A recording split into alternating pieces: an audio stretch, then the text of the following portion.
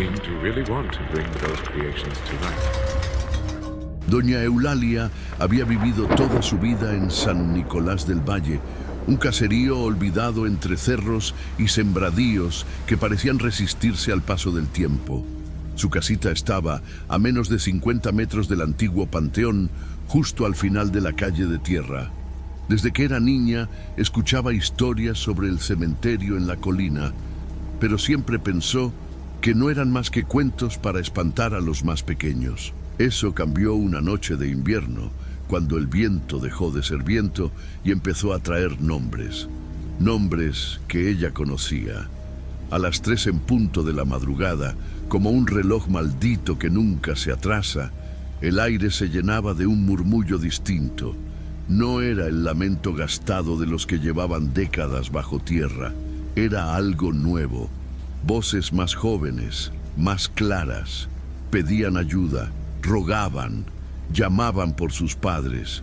Uno de esos nombres la heló por dentro. Rodrigo. Luego escuchó otro. Micaela. Y después, Braulio. No podía estar equivocada. Los 3 muchachos habían desaparecido semanas atrás, justo después de que algunos vecinos los vieran rondar el portón oxidado del cementerio. Nadie habló demasiado del tema. Los rumores iban desde "se fueron a la ciudad" hasta "andan escondidos por alguna tontería". Pero Eulalia sabía lo que había oído.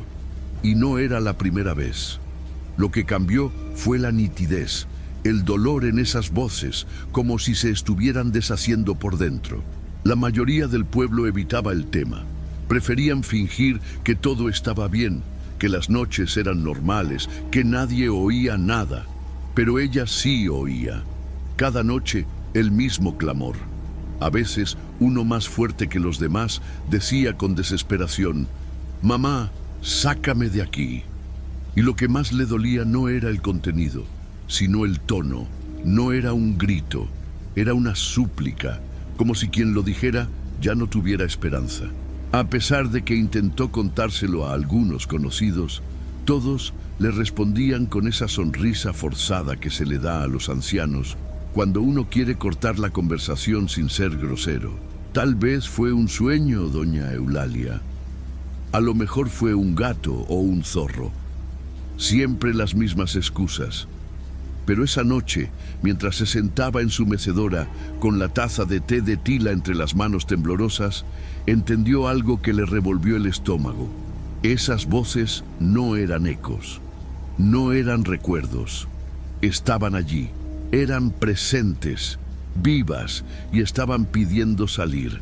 Si tú eres de los que no pueden dejar pasar historias como esta, suscríbete al canal, activa la campanita y cuéntanos en los comentarios cuál ha sido la peor experiencia que has vivido en tu vida.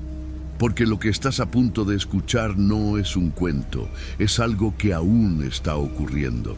A la mañana siguiente, doña Eulalia salió como siempre al pequeño corredor frente a su casa.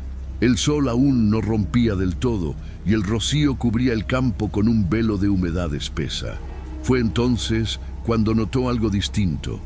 En la entrada del cementerio, sobre la tierra agrietada y oscura, había 3 objetos, 2 teléfonos y una linterna manual.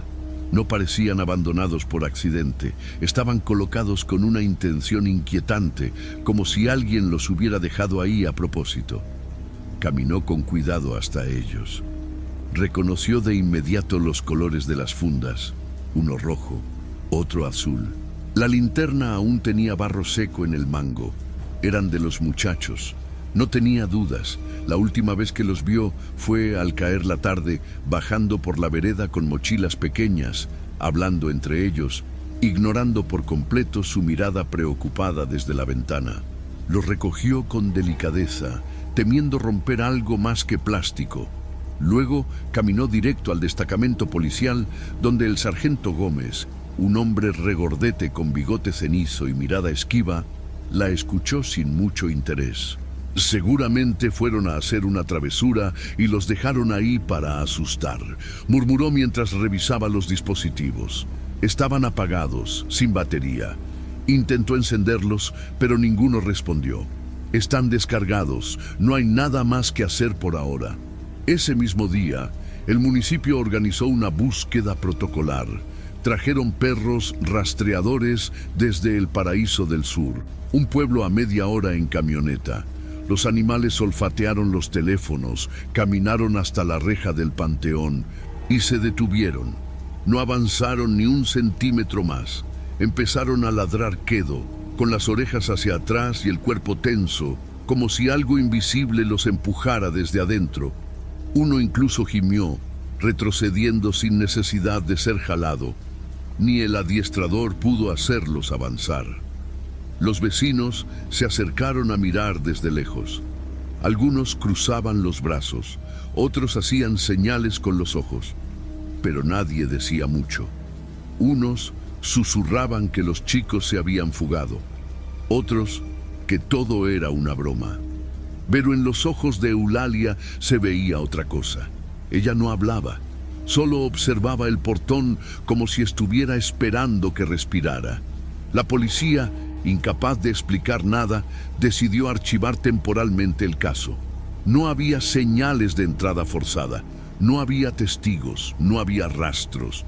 Solo quedaban 3 objetos inertes frente a una puerta que nadie quería cruzar.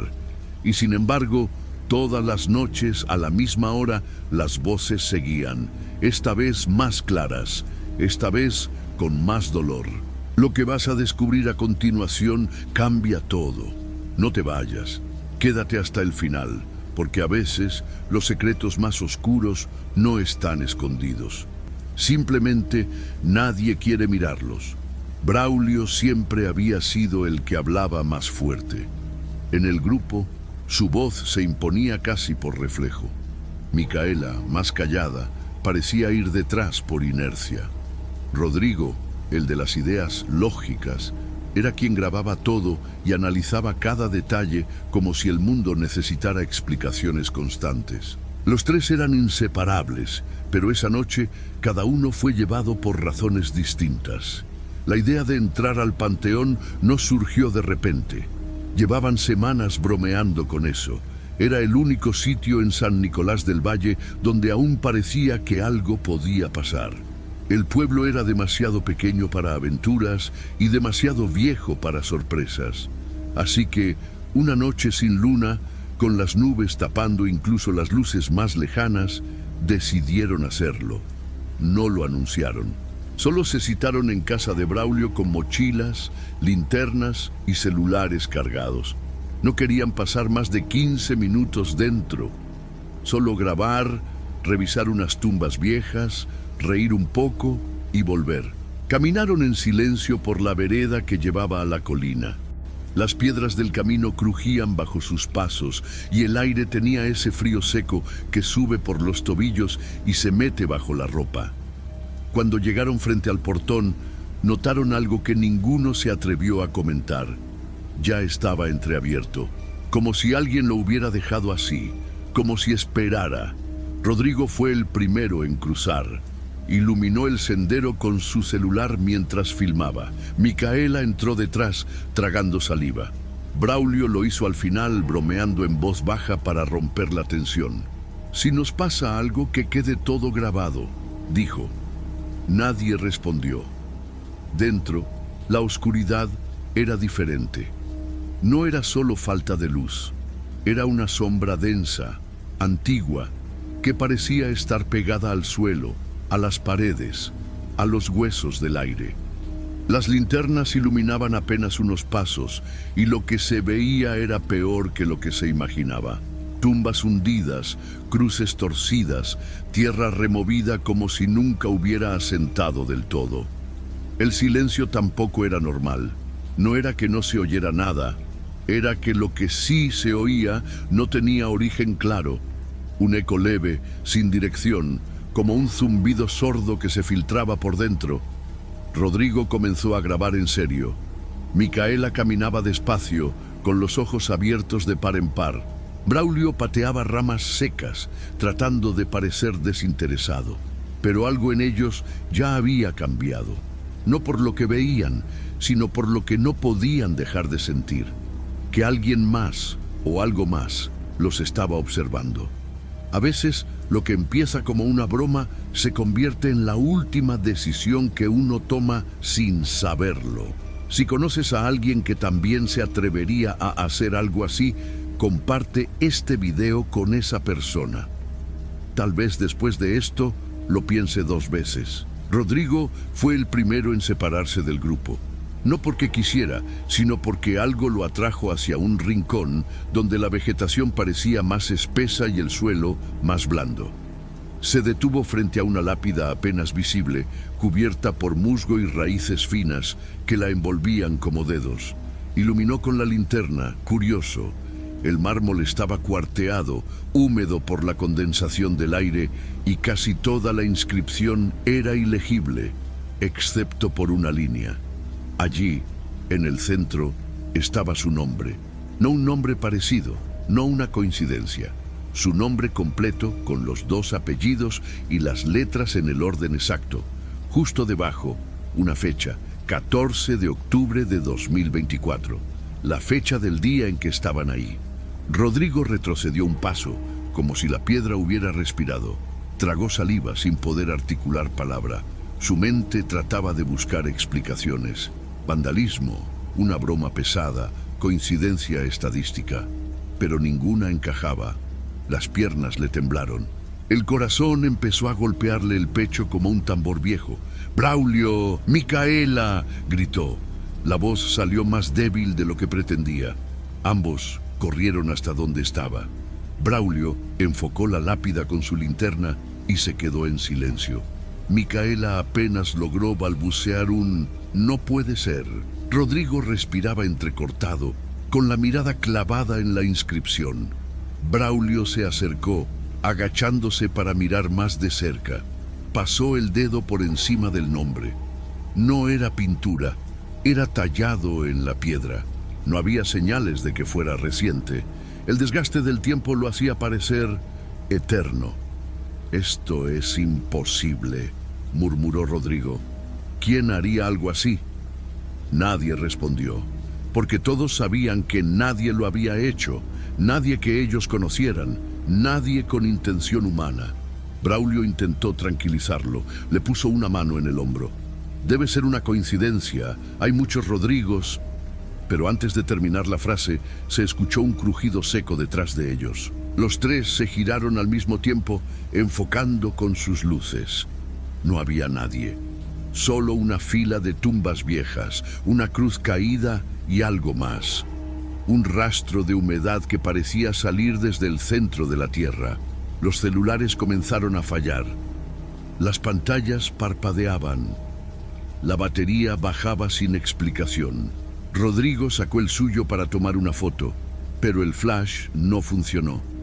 Micaela intentó llamar a alguien, pero el teléfono mostraba sin señal. Incluso la linterna de Braulio empezó a titilar. Ya no era solo un lugar viejo, se había convertido en otra cosa, algo más denso, más cerrado.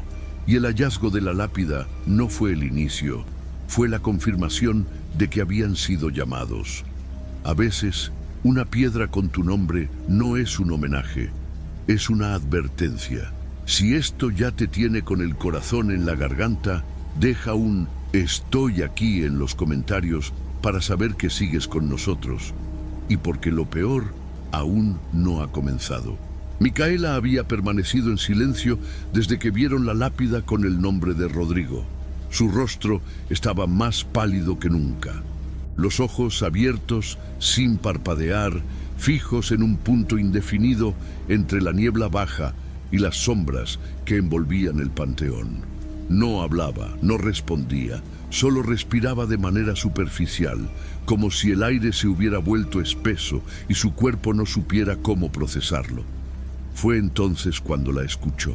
Una voz suave, conocida, surgió del lado izquierdo, justo detrás de una lápida agrietada. «Hija», apenas un susurro, pero bastó una palabra para romperla por dentro. Micaela giró lentamente, sin pensar, sin razonar. El tono era inconfundible, esa era la voz de su madre, la misma voz que le cantaba de niña cuando tenía fiebre, la misma que la consolaba en los funerales, la misma que escuchó por última vez en una sala de hospital hacía 3 meses. Una parte de ella supo de inmediato que no podía ser real, pero otra parte, una más profunda y herida, no quiso dudar. «Estoy aquí, mi amor», decía la voz. «Ven». Micaela empezó a caminar en línea recta, con pasos lentos, casi en trance. Rodrigo la notó de reojo. «¿A dónde vas?», preguntó, pero ella no respondió. Braulio intentó sujetarla del brazo, pero ella se soltó. Seguía mirando hacia una tumba baja, de piedra negra, cubierta de hojas húmedas. La voz seguía. «Te extraño tanto. Ven conmigo. Solo un abrazo». El tono era perfecto, pero algo en la entonación no encajaba. Era como si la voz viniera desde un pozo muy profundo, distorsionada por la tierra, estirada, hueca. Micaela se detuvo frente a la lápida, bajó las manos, cerró los ojos. «No es tu madre, Mica», gritó Braulio. «Esto no es real». Pero Micaela ya no escuchaba. Estaba dentro de un recuerdo falso, una escena que quería creer, una posibilidad imposible. Abrió los brazos. Entonces la voz cambió. De dulce pasó a urgente, luego a imperativa. «Ahora, no dejes que te alejen de mí». Y finalmente, a algo que no era humano, un murmullo áspero, con un eco que no tenía origen. Braulio la sujetó con fuerza y la jaló hacia atrás. En ese instante, Micaela soltó un grito desgarrador. «Ella me necesita, me está llamando». Las lágrimas le caían por la cara. Rodrigo iluminó la lápida. No había nada, pero por un momento ambos vieron una imagen fugaz sobre la piedra. El rostro de una mujer mayor, distorsionado, con los ojos en blanco y una sonrisa torcida, inmóvil como una máscara. Micaela cayó de rodillas temblando.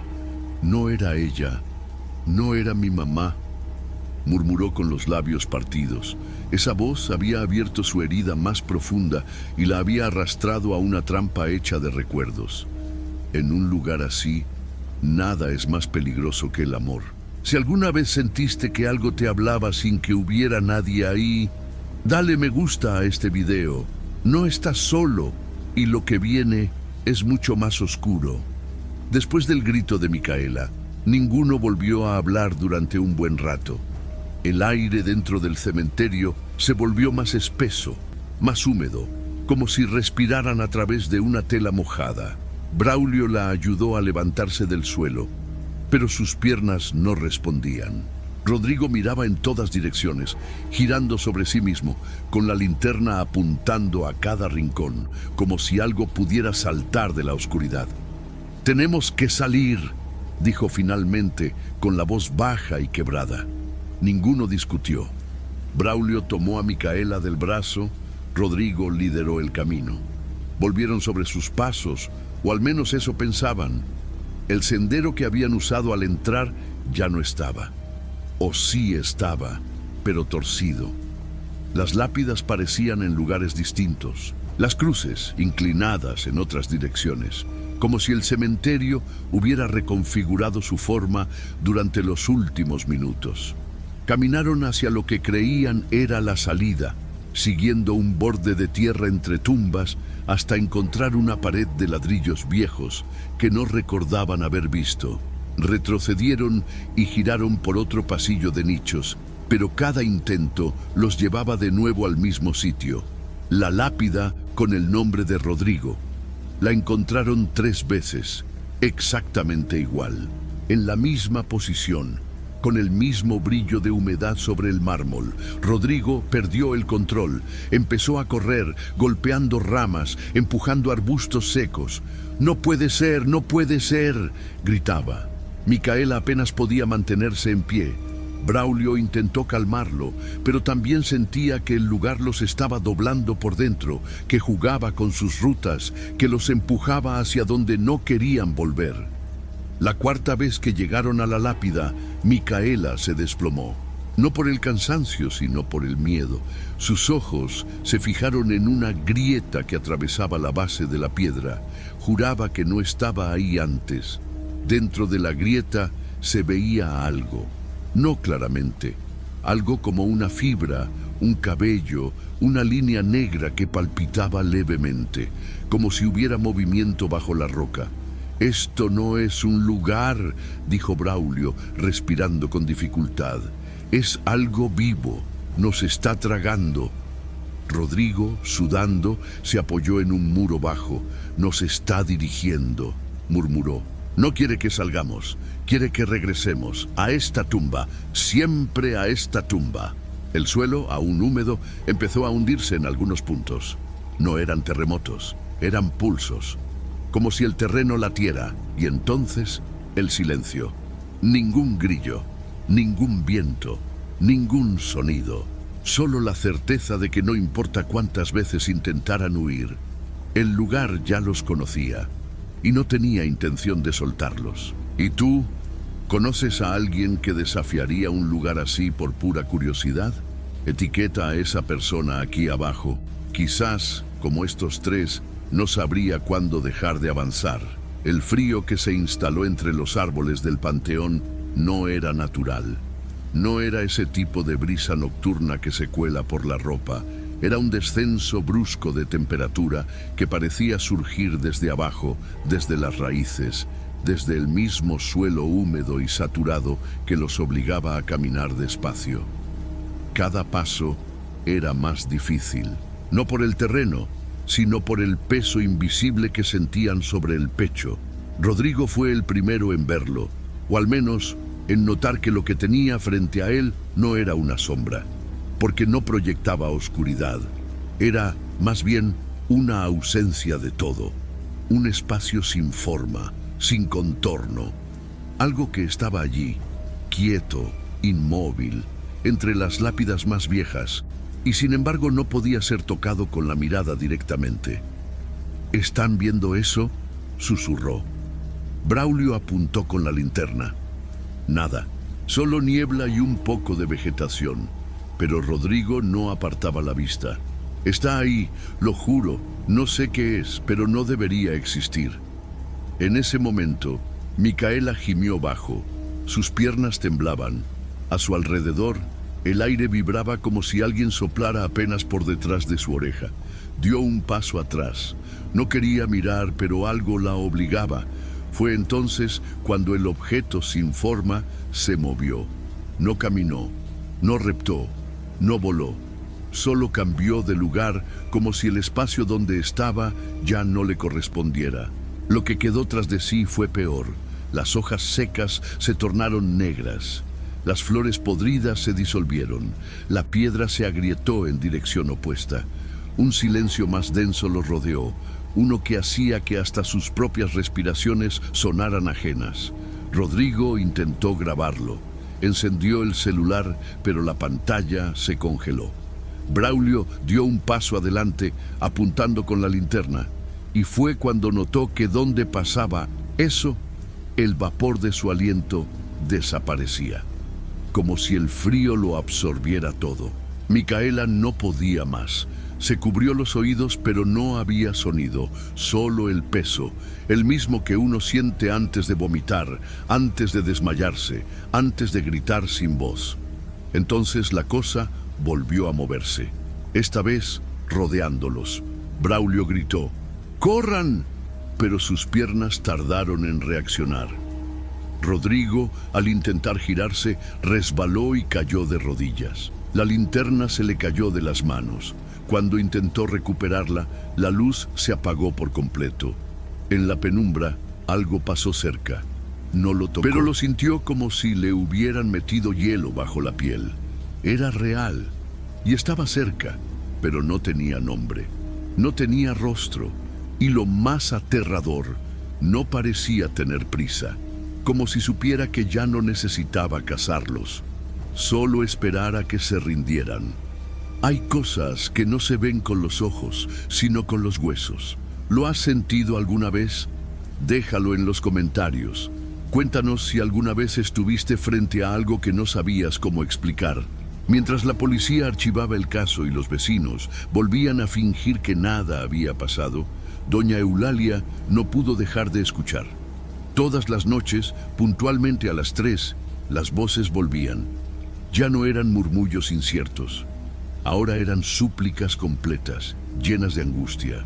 Una noche creyó escuchar claramente: «Rodrigo, sácame de aquí».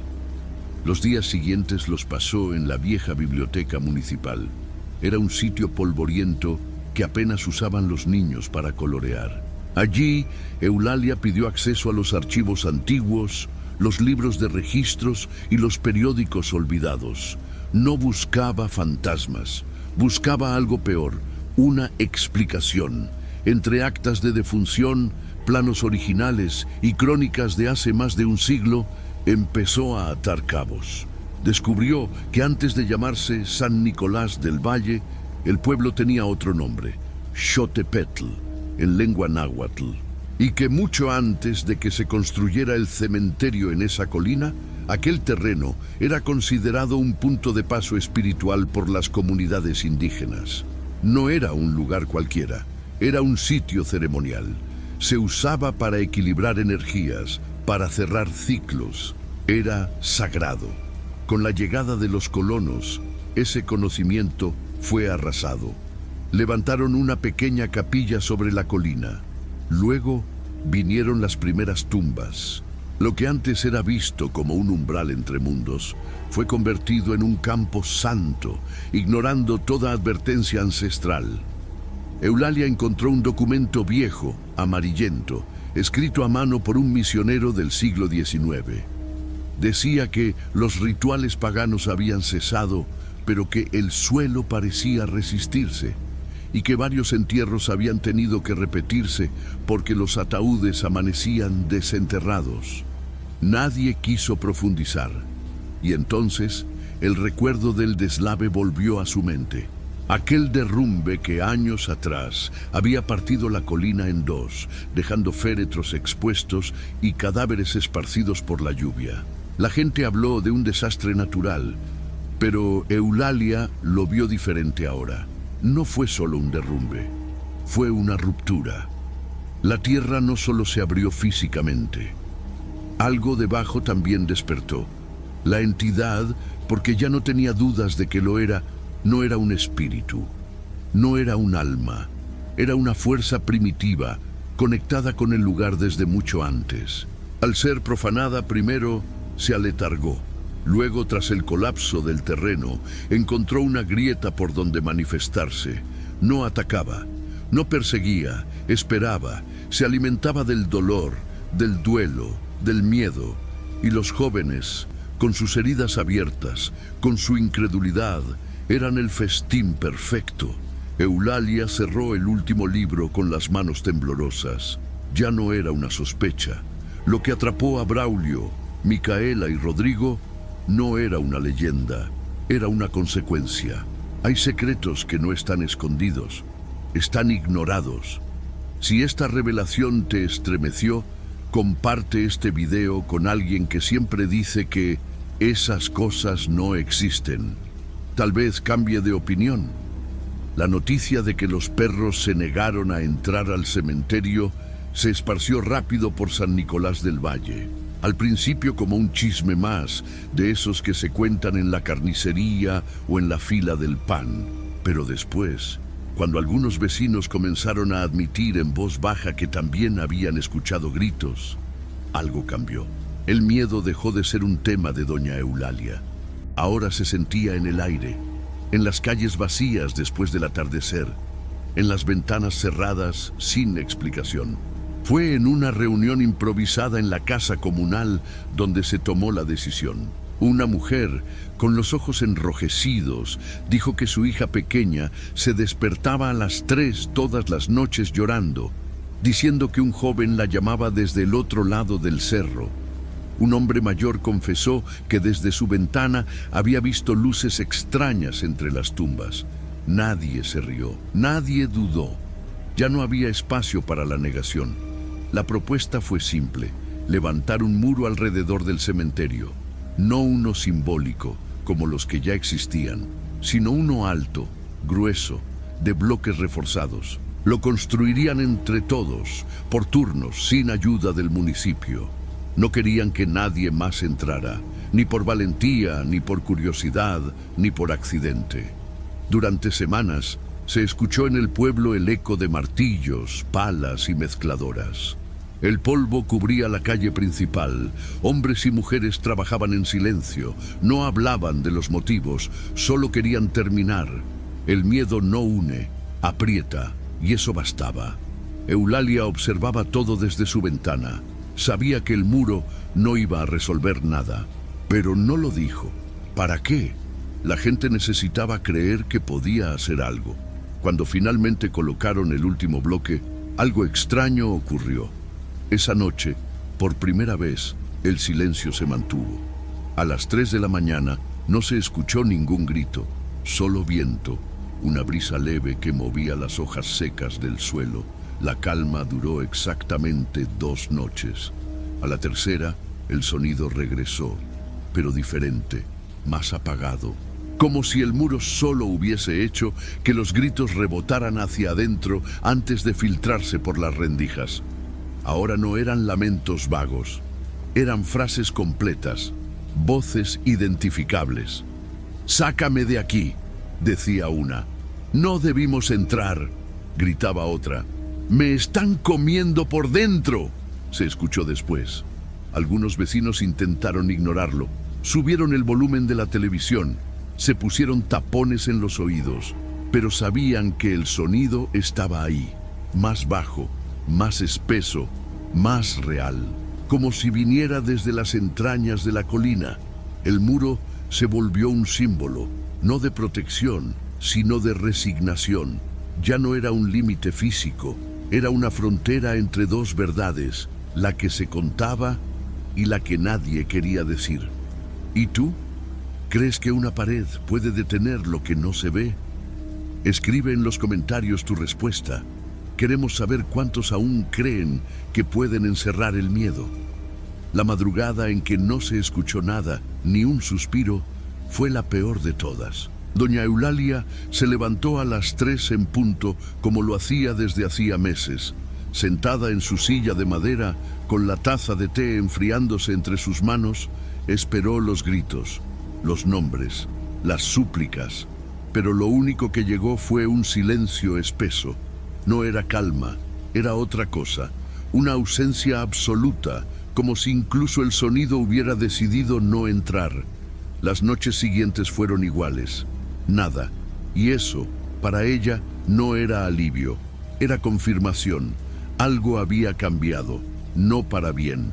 El cementerio ya no pedía ayuda, ya no imploraba, ya no lloraba, como si finalmente hubiera terminado lo que había empezado, como si lo que quería ya lo tuviera.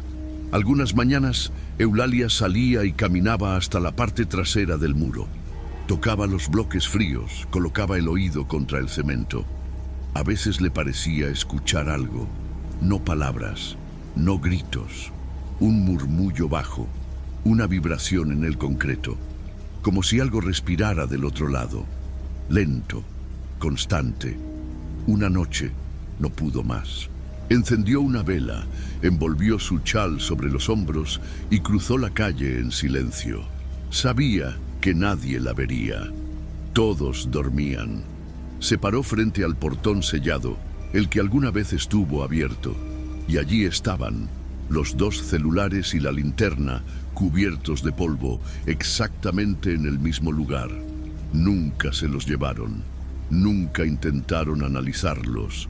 Era como si todo el pueblo hubiese decidido dejar esos objetos allí como advertencia o como ofrenda. La luz de la vela tembló. Fue en ese instante cuando lo escuchó. No fue un grito ni un lamento, fue una frase dicha al unísono por 3 voces distintas desde lo profundo. Ya no sentimos nada. No era tristeza, no era rabia, era vacío. Una declaración final de quienes alguna vez suplicaron y ahora ya no sabían por qué. Eulalia retrocedió conteniendo las lágrimas. Volvió a su casa, se sentó en la misma silla y no dijo una palabra en días. Algo dentro de ella se rompió. La certeza de que Braulio, Micaela y Rodrigo ya no estaban atrapados. porque ya no quedaba de ellos lo suficiente como para pedir salir. El muro sigue en pie. La gente ya no habla del cementerio. Las nuevas generaciones lo llaman el terreno cerrado, como si ocultar el nombre borrara su historia. Pero los viejos saben, y los que alguna vez escucharon las voces no olvidan. Hay lugares que no deben tocarse. Hay heridas que no cierran porque nadie quiere mirarlas. Y hay cosas que no se superan. Solo se aceptan. Si llegaste hasta aquí, queremos saberlo. Escribe "Todavía escucho" en los comentarios, para que sepamos cuántos no bajaron el volumen. Cuántos, como Eulalia, siguen oyendo lo que otros prefieren callar.